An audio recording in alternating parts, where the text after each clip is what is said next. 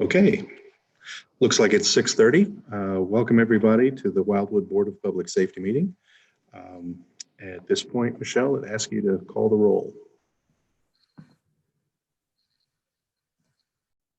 Good, everyone.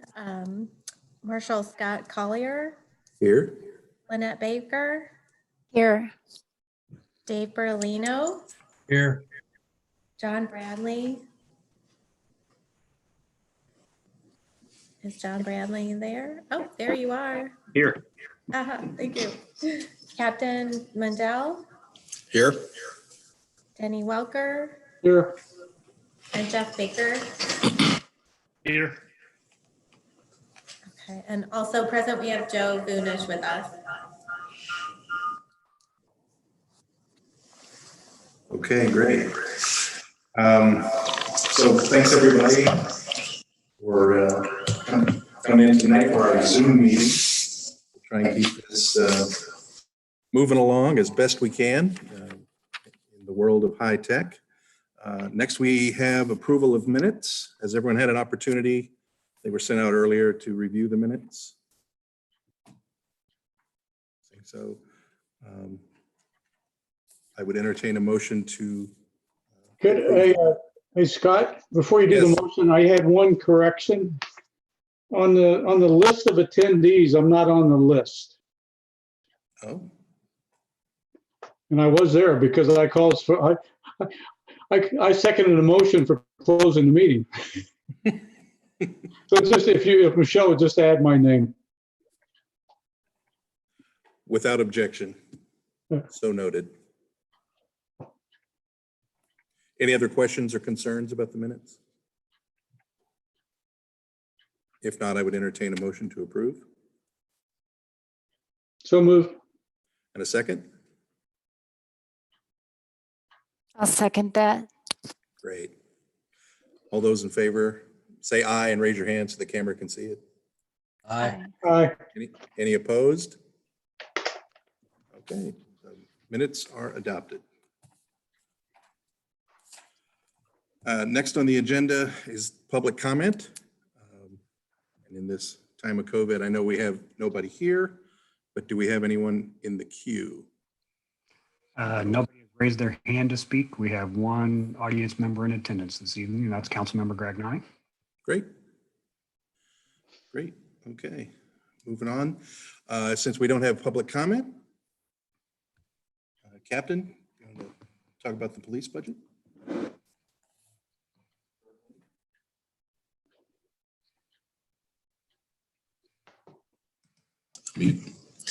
Certainly, just providing some feedback, consideration by the Public Safety Board of where we're at the moment. We've had multiple meetings and events canceled, kind of beginning mid to late March through the end of this month. So it's kind of projected savings there, basically what's not being spent. For security at court, our meetings, our events, and what was the last thing was, community service that occurs on Saturdays, usually after court. So it was just to give the board an idea where we're at with spending, what's not being spent, obviously, out of the police budget and Prop P funds. Also, there were some capital items that we would have wanted to be considered this year, and basically we will not make those requests, unless things change towards the end of the year. But at this point, they're not a necessity for operations. They're enhancement to some of the things we were already doing, and again, they're not a necessity at this point. So again, that reduces not being spending for the year. So that's it, basically. If there's any questions, I'd be happy to try and answer. Mr. Chairman, may I speak? Please.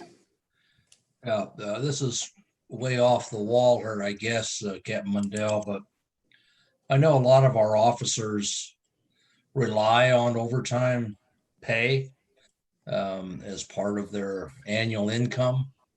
And this 91,000 in savings that you've identified is honorable, but it is obviously all of it is overtime pay basically that will not come to our officers.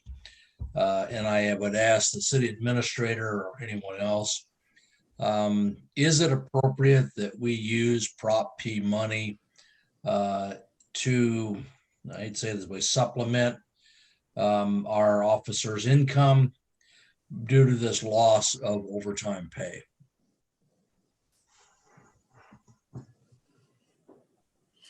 I'd respond to that and say, I appreciate it. Obviously, they're still receiving their regular salary. The overtime generally is offered based on events. And I think everybody understands that, you know, we're at where we're at. And I think everybody's fine right at the moment.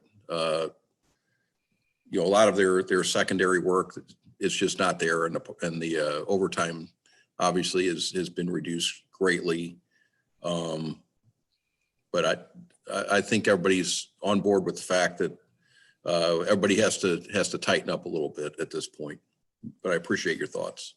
Well, I thank you, and I think all of us, if we could, we would say to our officers, we appreciate this loss of income and these circumstances, but hopefully it'll be made up in the future. Thank you. Excellent point, Dave. I wholeheartedly agree.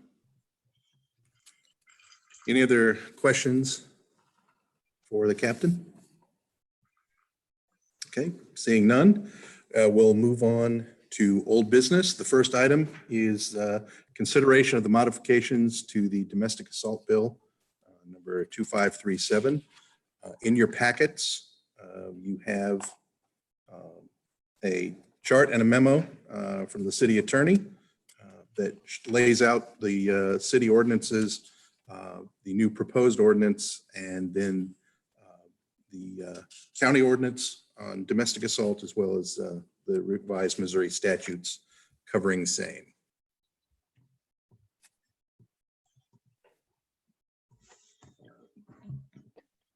Rick, do you have anything? I was just going to call out to your attention that we do have our city attorney, John Young, with us. And I'm sure John would be more than happy to speak towards the memorandum that he prepared for the board on this, if you like. Absolutely. John? Thank you, Mr. Chairman. Members of the board, as you may recall, it seems like a long time ago now, and I think it was back around January or February, we held a meeting where we discussed some proposed revisions to the city code that were above and beyond our current regulations on or penalties or crimes of domestic violence.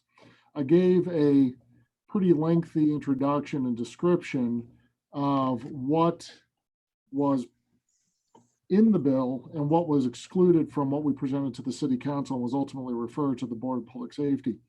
And I described the current existing laws that are in the city code, and then the laws that exist in St. Louis County's ordinances that are similar but specifically designated for domestic violence type crimes.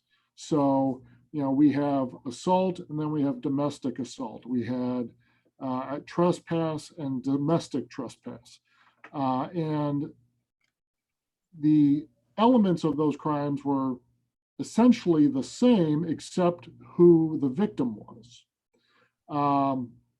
And I believe that the distinction wasn't so much the crime itself, but what the penalty could be upon conviction. And what I've provided, and hopefully you've all had an opportunity to review in some detail, is a comparison chart that shows what the city currently has or will have through its process of recodification.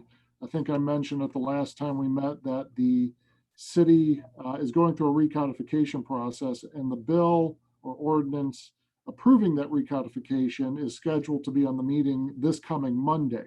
So there will be some cleanup or additional revisions to the city's criminal code to comply with what exists and is authorized by statute. So that's just to bring us up to date with regard to for purposes of statutory compliance. But the memo identifies, I believe it does identify those items that we are updating as part of the recodification process if it doesn't currently exist in the code, and then compares that to St. Louis County's ordinances and also the state statutes that are comparable. And you can see where much of it is similar. Some of it is different in terms of, like I said, in St. Louis County, there are provisions that are specifically domestic. So, you know, stalking versus domestic stalking, or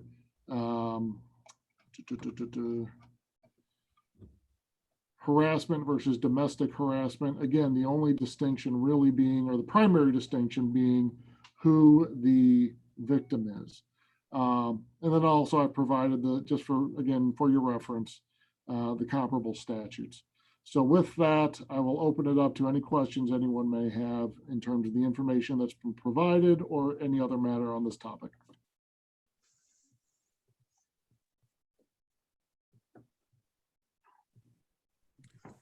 Great. Any questions for John? Please, Dave. Yeah, John, I noticed that what you just said, and the definitions under domestic assaults prohibited.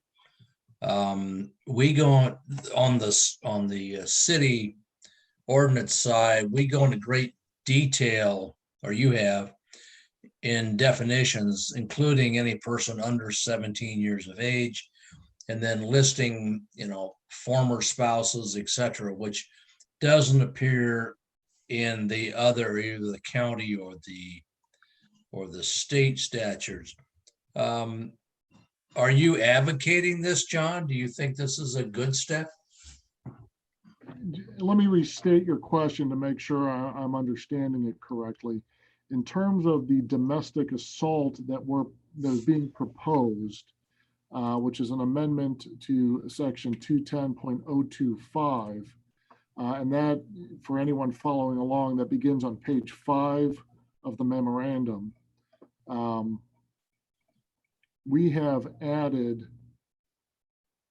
definitions, and those definitions, they're comparable and they are consistent with state law.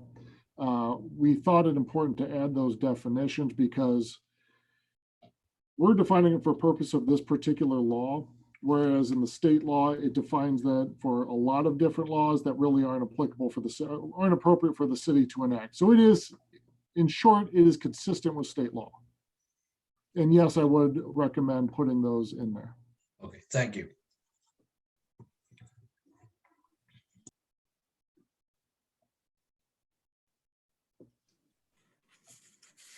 Any other questions? I have one, but I want to defer to others first. Well, seeing none, I'll throw mine out. Just for my own memory, the punishment for violation of the ordinance in the city is what? It is up to, but not to exceed, $1,000 per offense, and 3 months or 3 months in jail, which is the maximum authorized for a city, a charter city in St. Louis County. Okay, very good. Thank you.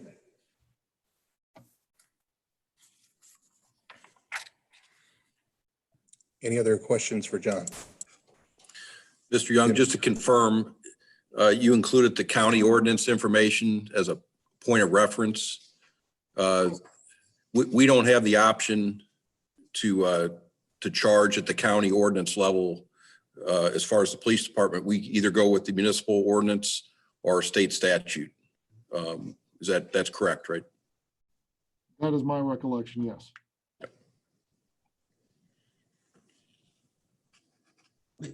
If I may, Scott, Captain Mundell, is that what you just stated? Is that good or bad? I mean, does it make any difference to your officers when they're handling a domestic situation. Are they better prepared if we have this ordinance, or is it about the same? Well, my reference, it really has to do with jurisdiction, where the offense occurs. So typically the county ordinances cover the unincorporated area. And in the municipality, you have municipal ordinances which are fairly close.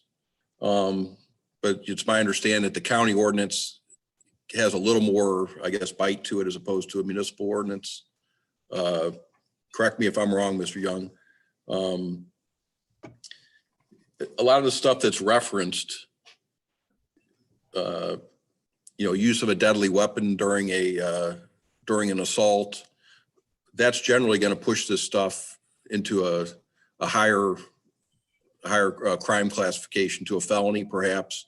And we're always going to attempt to refer it to the prosecutor where the most, benefit of prosecution comes from. So if it's a felony, it's going to go to the state. The only situation that could occur there is if there's something questionable or there isn't clear evidence and the state chooses not to prosecute it, then it would certainly be referred to the municipal prosecutor, for consideration of a charge. But typically, if there was a weapon involved, it's going to be handled at the state level.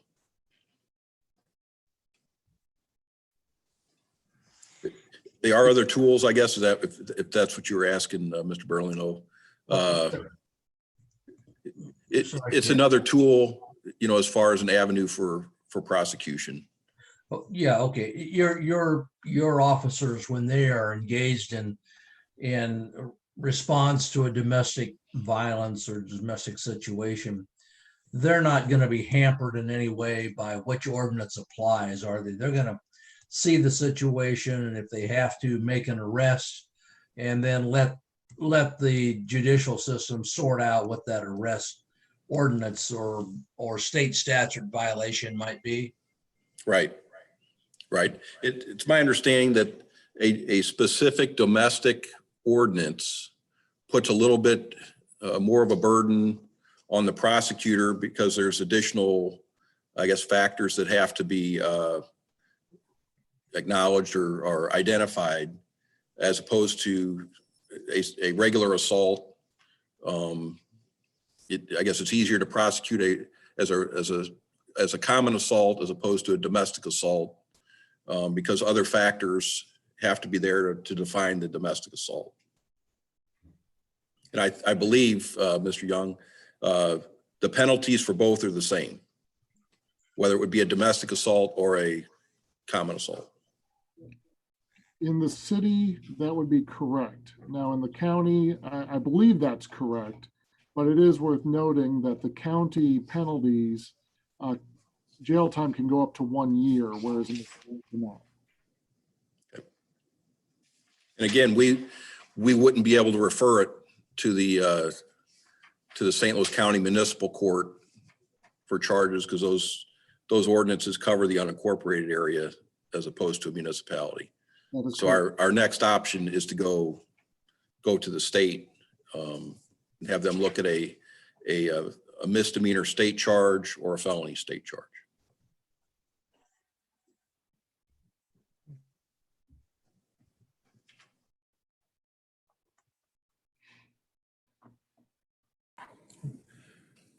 Good discussion. Good question, Dave. Good point of clarification there.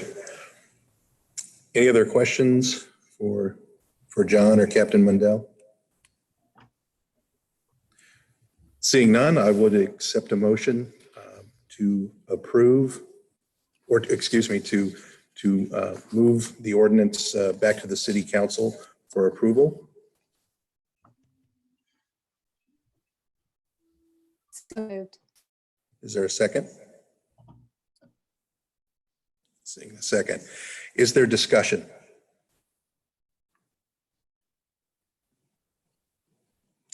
Seeing none, we'll move to a vote. All those in favor, please say aye and indicate by hand. Aye. Aye. Aye. All those opposed?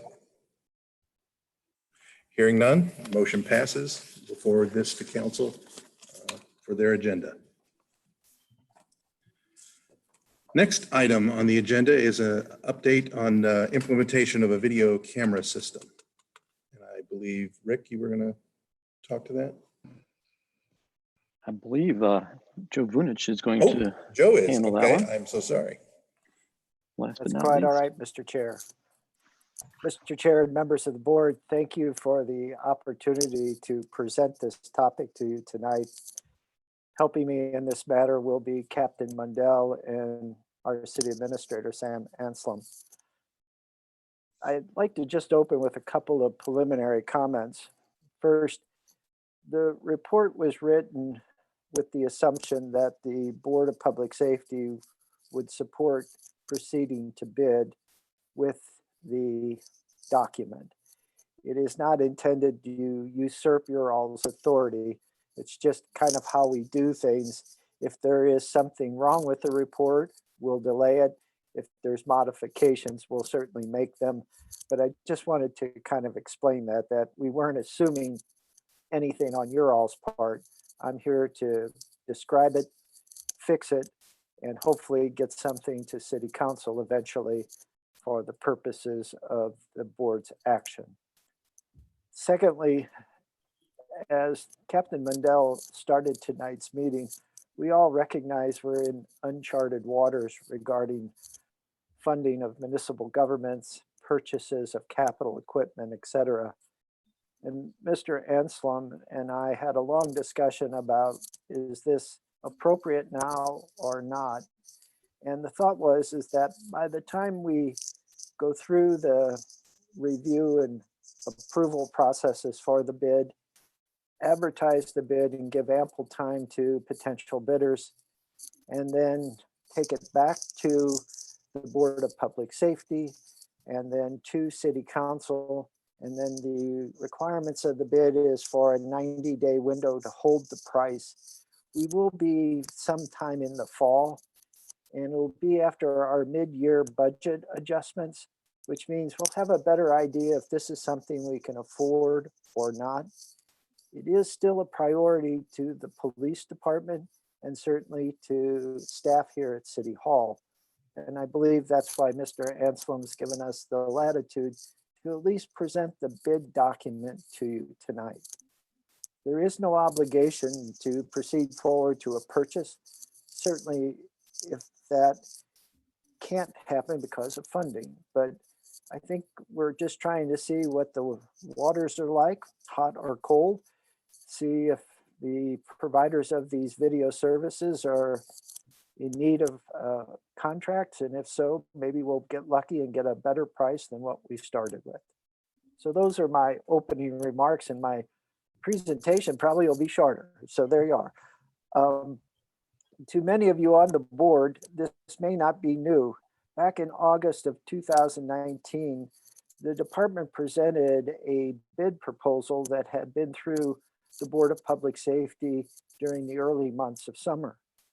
Ultimately, the Board of Public Safety endorsed that particular bid from Butler Security, noting that it complied with the specifications and funding was available through Proposition P sales tax monies. Lo and behold, and this was from the winning bidder, we discovered that much of the equipment was of Chinese origin, and specifically from Huawei, a large technology company in mainland China.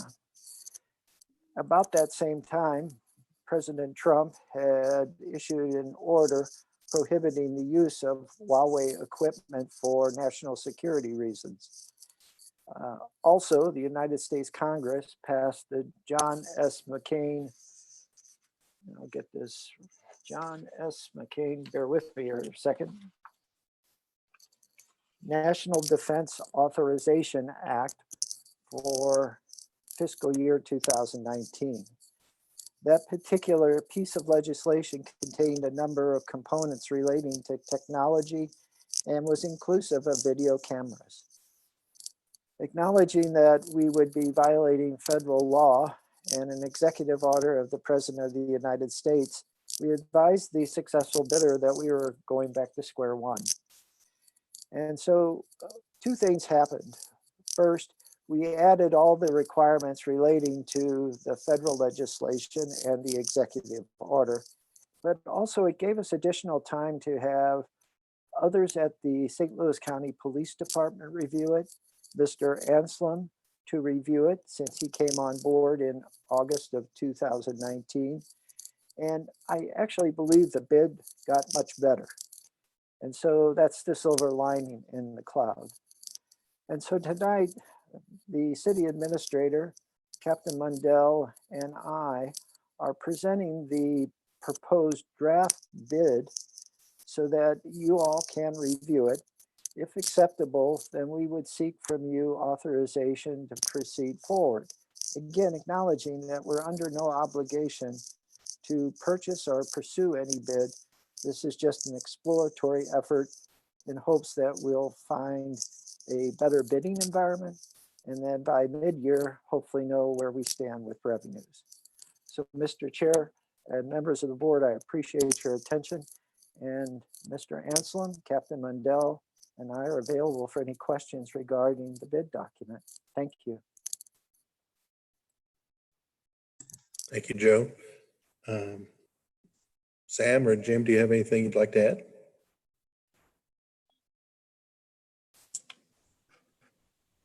Captain? Not at the moment.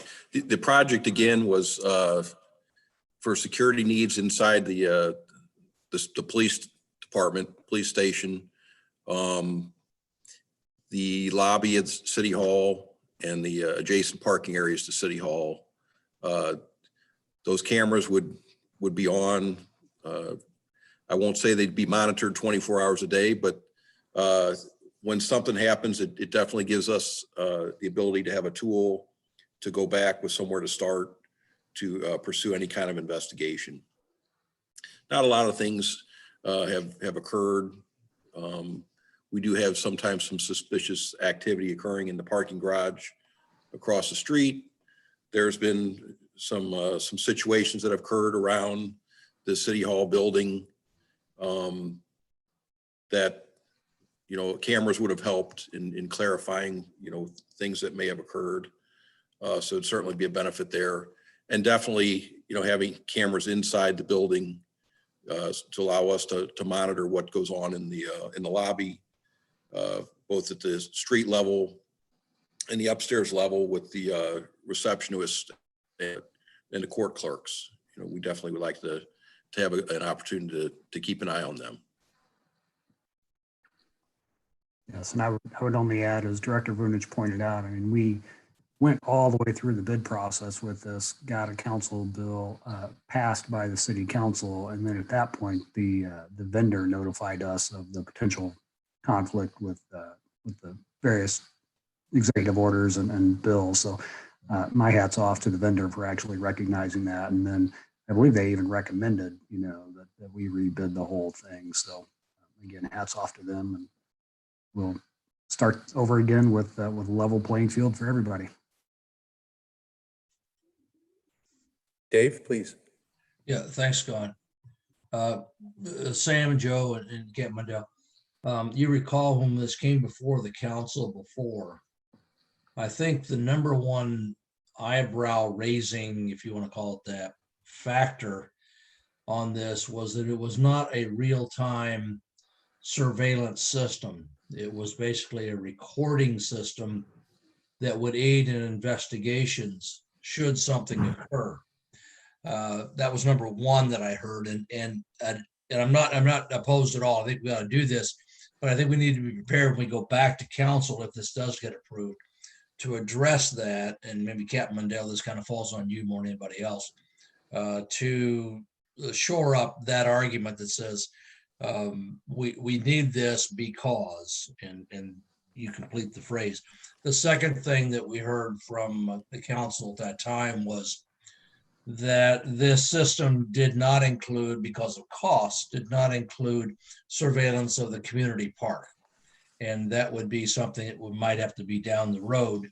And I think there was, if I could have read the council correctly, enthusiasm for the park being under surveillance, if you will, as opposed to the parking garage or maybe out front of City Hall. So just raising those concerns, and Captain Mandel or Joe or Sam, if you want to jump in on what you think we might say or do to shore that up. Please, Joe. Thank you, Mr. Chair. Mr. Bertolino, as you'll recall, back in 2019, the former Marshal McCune, echoed or spoke of some reservations about having surveillance at Community Park. And in response to those concerns from the Marshal as well as members of the board, the department removed that component, acknowledging that we could come back to it in the future. And it may be better not having it at this time so we can see the effectiveness and maybe fine tune our efforts when we do go to Community Park. So more so than anything, Mr. Bertolino, I think the removal of the Community Park cameras was based upon the board's direction. And Lynette? if I could address sorry. Councilman Bertolino's, I'm sorry. I'll apologize. Go ahead, Sam, please. I was just After going you. to recall another point about the parks, but go ahead, please. Okay. Well, yeah, just in response to Councilmember Bertolino's question regarding live versus recorded footage, we do have panic buttons throughout the building in order to be able to help facilitate a police response in the event that there is an incident. And you know, the security camera system, I mean, in my opinion, it serves as a deterrent, you know, to let individuals know that yes, they are being recorded, so behave appropriately. But more so, they are, I think, designed as investigative tools to be able to, you know, conduct a proper investigation with identification of potential suspects and things. So it's, I don't know that any video system is ever designed to catch somebody live in action as it happens. But we do have security measures in place at City Hall to be able to protect staff as best we can. With the COVID-19 issue as well, we are looking into some additional glass areas for our reception upstairs, as well as the large window area that opens to the planning and public works departments. My goal, number one, would be to look into the cost of adding those barriers, not just for the protection of our residents for, you know, the coronavirus, but also, you know, for a physical barrier between the public and staff, you know, in the event that something bad were to happen. Okay. Lynette, please. Yeah, thank you. And thanks everyone for bringing this to the board. I just wanted to add on to what Dave was saying about the history of the August meeting. From what I recall, it was my first meeting, so I wasn't talking as much then. But Mr. Williams at the time had pointed out that the video camera or the surveillance camera at the local park had a blind spot. And so I think that bringing that to our attention was what made this board decide to take it out of the bid process. So with everything said, I don't know if it's appropriate to possibly consider adding that in this time, even if it is as an option or an optional cost, just to get some idea. But I'm hearing a lot of different things about the cost or the necessity or, you know, the desire. But I remember there was some problem with the location and the actual technology. Please, Joe. Mr. Chair, thank you. Ms. Baker, you're absolutely correct, and thanks for adding that in. I had forgotten about that component. There was a blind spot, and we were going to investigate that, bring back a revised plan before we proceeded forward. Given the funding concerns we have, we can certainly structure the bid so that each component, City Hall, the parking garage, and community park, are bid as separate items of a collective one bid.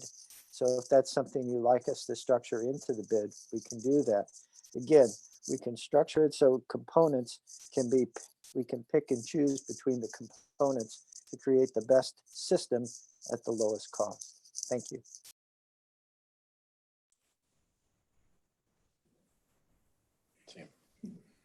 Please, Jim. Just to add, and correct me, Joe, the system had the ability that if we were logged into it to monitor it. I just didn't want to say we were guaranteeing that someone would be staring at the video camera or at the screen 24 hours a day. Our intent is in our desk area that there's a monitor already there, that the whatever cameras we pick to have on would be on the screen there, so that potentially someone could see something occurring. But again, I didn't want to say that we had someone there monitoring the cameras 24 hours a day, because that we just couldn't do that, obviously. Dave? Yeah, thanks, Jim. That was great clarification, because I was misremembering. I didn't think that we had the capability of monitoring live one of the cameras. I thought it was strictly recording. So if you did have an incident, say if we had the cameras in the community park and someone called in and said, hey, there's an incident going on, your officers could at that point activate the cameras live and see whatever they could see. Is that correct? Absolutely. Yeah, we could turn that on while cars were on the way up there, and certainly be able to give some feedback before they were even on scene. Okay. Thank you. Or even hearing the call that something was happening, we could flip to the camera and start watching something while officers were on the way.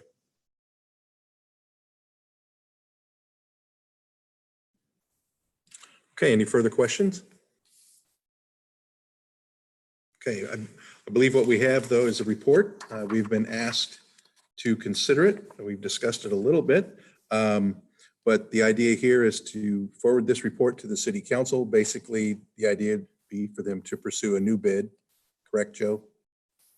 For the proposed camera system.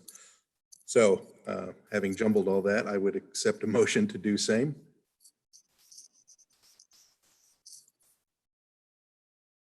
Thing. Yep.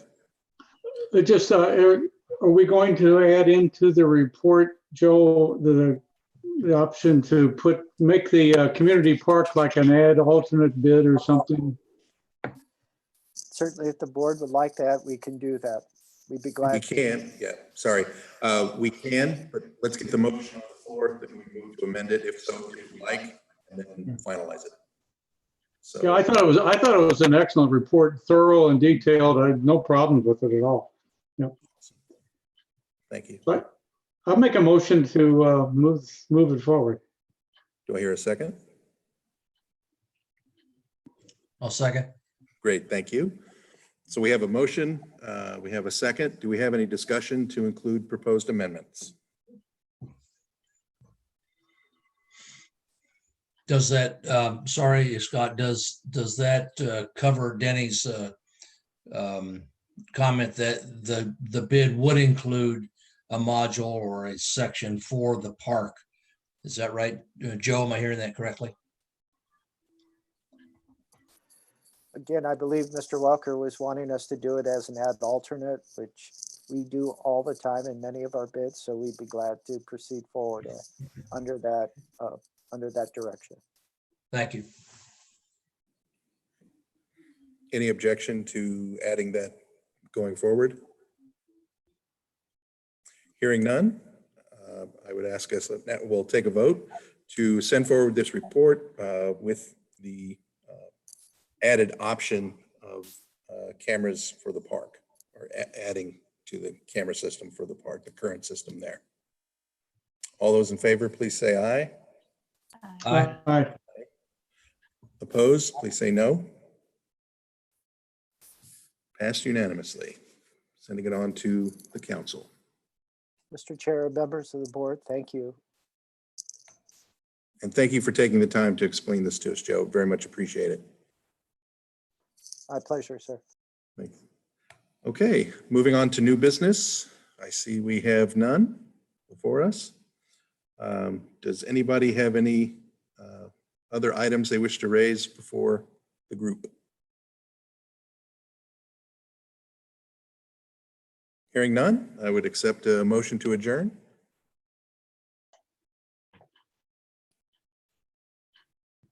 I see heads nodding, so I'll accept that as a motion. Is there a second? There's smile, so I will take that as a second. All those in favor, please say aye. Aye. Aye. Okay. Aye. Although, all those opposed, please stay on the Zoom call. All right, motion passes. We are adjourned. Thank you again, everybody. Thank you for your patience. I think this went rather well. So Thank you. thanks again. Thank you.